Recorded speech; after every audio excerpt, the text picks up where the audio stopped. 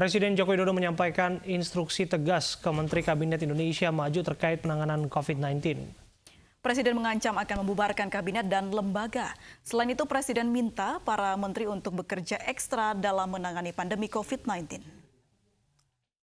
Tolong ini betul-betul dirasakan kita semuanya. Jangan sampai ada hal yang justru mengganggu. Sekali lagi, langkah-langkah extraordinary ini betul-betul harus kita lakukan. Dan saya membuka yang namanya langkah, entah langkah-langkah politik, entah langkah-langkah kepemerintahan akan saya buka.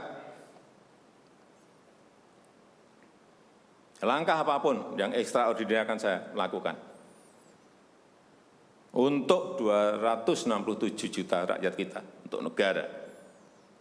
Bisa aja membubarkan lembaga,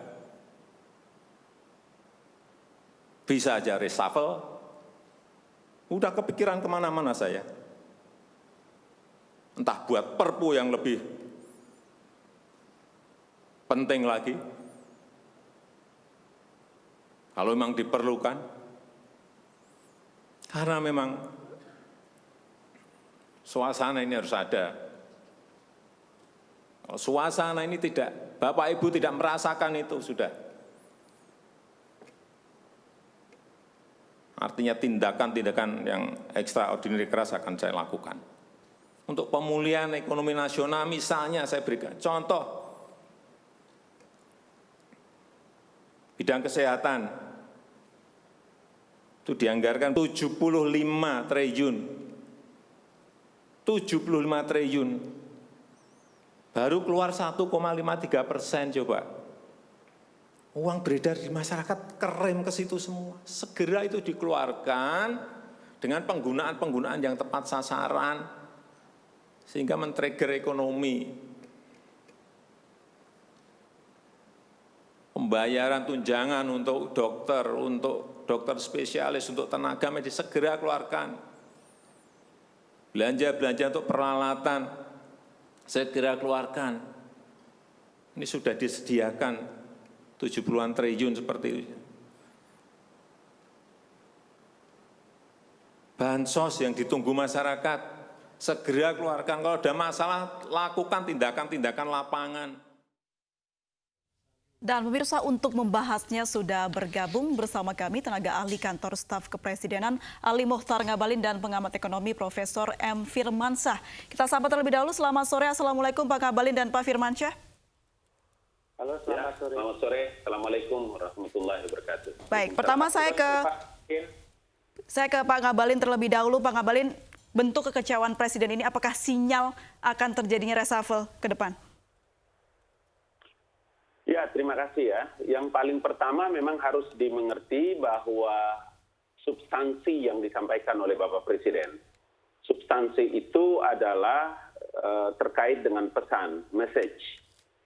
Karena konsentrasi pemerintah dan Bapak Presiden terhadap percepatan penanganan COVID-19, maka langkah-langkah dan upaya harus dilakukan oleh seluruh kementerian lembaga dan para pembantu-pembantu beliau adalah memang memberikan fokus dan perhatian terhadap penanganan percepatan COVID, ya, di samping ada gugus tugas.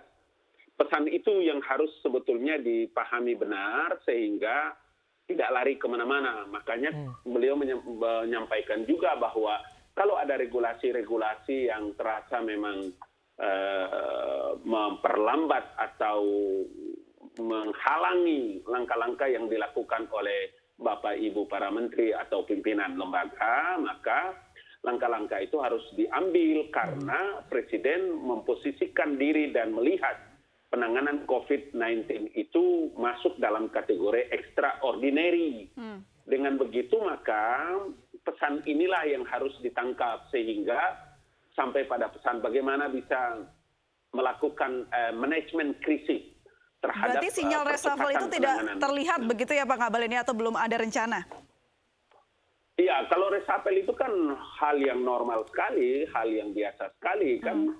Mana ada menteri presiden di Republik ini yang tidak pernah melakukan reshuffle? Itu normal biasa. Tetapi yang mau kita katakan itu adalah memang pesannya, pesan dan substansi yang harus dilakukan sehingga sampai pada resapel kabinet pun juga itu hal yang bisa dilakukan oleh Presiden sebagai pemangku kuasa negara kan. Ya, Bang Abalin, ini kan tidak spontan. Artinya ada pertimbangan sampai keluar statement Presiden soal opsi reshuffle, bahkan bubarkan lembaga tinggi negara. Kira-kira apa di balik ini semua? Tidak ada lain kecuali Presiden harus memberikan pertanggungjawaban kepada rakyat Indonesia bahwa beliau dan kementerian lembaganya benar-benar memberikan pelayanan yang terbaik dan punya konsentrasi dalam penanganan percepatan COVID-19.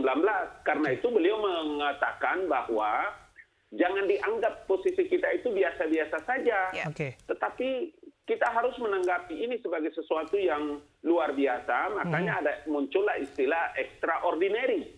Punya perhatian yang serius, luar biasa terhadap penanganan. Bang Abalin, artinya dengan kata lain ada menteri ataupun lembaga tinggi negara yang tidak perform? Ya, harus dilakukan karena pasti beliau yang memiliki kemampuan untuk bisa memberikan penilaian. Ya, Presidenlah yang memiliki penilaian, yang bisa melakukan evaluasi terhadap seluruh anggota kabinet. Apakah ada hal-hal yang sangat membuat Presiden jengkel begitu, Bang Abalin? Sebagai kepala negara dan kepala pemerintahan, penekanan itu penting, ya, karena kita tahu bahwa dalam teori ilmu manajemen itu kan ada reward and punishment. Dalam posisi tertentu beliau harus memberikan apresiasi terhadap kinerja anak buahnya, ya, reward, dan pada posisi tertentu beliau harus berikan punishment. Kita ke Prof. Firmansyah. Prof. Firmansyah, bagaimana tanggapan Anda mengenai sikap Presiden ini? Menurut Anda, siapa yang secara jelas-jelas dari kacamata Anda yang tidak bekerja secara maksimal? Kementerian mana atau lembaga mana? Iya, pidato Presiden itu kan kalau tidak salah tanggal 18 Juni ya. Tapi baru diupload beberapa hari yang lalu, baru kemarin. Dan kalau kita lihat dari total anggaran yang disediakan oleh APBN sejumlah 695,2 triliun, penyerapan memang masih sangat minim. Ini yang saya rasa membuat Bapak Presiden katakanlah kecewa begitu. Karena kalau dari sisi ekonomi tentu guyuran dari APBN ini akan menggerakkan sektor perekonomian. Saya mencatat sampai tanggal 27 Juni anggaran kesehatan yang dianggarkan 87,55 triliun, realisasinya baru mencapai 4,68%. Perlindungan sosial, anggaran yang dialokasikan 203,9 triliun, realisasinya baru 34,06%. Insentif usaha, anggarannya yang dialokasikan sebesar 120,61 triliun, yang terrealisasi baru 10,14%. Baik, Mas Firmansyah, menurut kacamata Anda sebagai pengamat ekonomi, apa yang harus dilakukan pemerintah, terutama Presiden, untuk membuat ekonomi tidak lagi melambat begitu? Ya, saya rasa statement Presiden sudah sangat jelas ya, bahwa bekerjanya birokrasi perlu langkah terobosan dan tidak boleh menganggap kondisi ini adalah kondisi normal, sehingga pendekatan birokrasi juga pendekatan birokrasi yang normal. Perlu ada terobosan, perlu ada langkah-langkah konkret, prosedur harus dipangkas sehingga rakyat yang katakanlah terkena PHK, kemudian yang dirumahkan, UMKM, kemudian sektor korporasi, persoalannya kan anggarannya sudah ada. Hanya saja anggarannya belum mampu didistribusikan karena persoalan birokrasi, persoalan kelembagaan. Nah, ini yang membuat saya rasa Presiden merasa kecewa dengan lambatnya birokrasi baik di pemerintah pusat maupun di pemerintah daerah. Oke, terakhir saya ke Bang Abalin. Bang Abalin, kira-kira modul kebijakan seperti apa yang paling tepat yang diharapkan oleh Presiden di tengah krisis seperti ini, di mana pandemi tidak hanya terjadi di Indonesia tapi seluruh dunia? Ya, kalau ada regulasi-regulasi yang dirasa menghalangi langkah-langkah kementerian lembaga atau Bapak Ibu para menteri yang kemudian baik itu dari penggunaan anggaran, kemudian ada regulasi-regulasi yang dirasakan menghambat atau bisa menghalangi apa yang dilakukan dari kebijakan-kebijakan para menteri, Bapak Presiden dengan tegas mengatakan bahwa harus dilakukan langkah-langkah yang luar biasa dalam rangka memberikan pelayanan yang terbaik kepada masyarakat di tengah pandemi hari ini. Itu sebabnya saya ingin mengatakan sekali lagi atas istilah yang dipakai oleh Bapak Presiden dengan menggunakan istilah extraordinary. Tidak ada satupun aturan dan kebijakan di pemerintahan yang tidak bisa diubah untuk memberikan pelayanan kepada masyarakat. Sepanjang untuk memberikan pelayanan dan memberikan yang terbaik kontribusi kepada masyarakat Indonesia, semua regulasi itu bisa dirubah, semua bisa diatur sepanjang untuk memberikan pelayanan kepada kepentingan bangsa dan negara. Itu masalah yang saya kira harus dimengerti dari pesan yang disampaikan oleh Bapak Presiden. Baik, terima kasih atas waktu Anda berbincang bersama kami. Ali Mokhtar Ngabalin, tenaga ahli kantor staf kepresidenan, dan Prof. Firmansyah, pakar ekonomi, sudah berbincang bersama kami.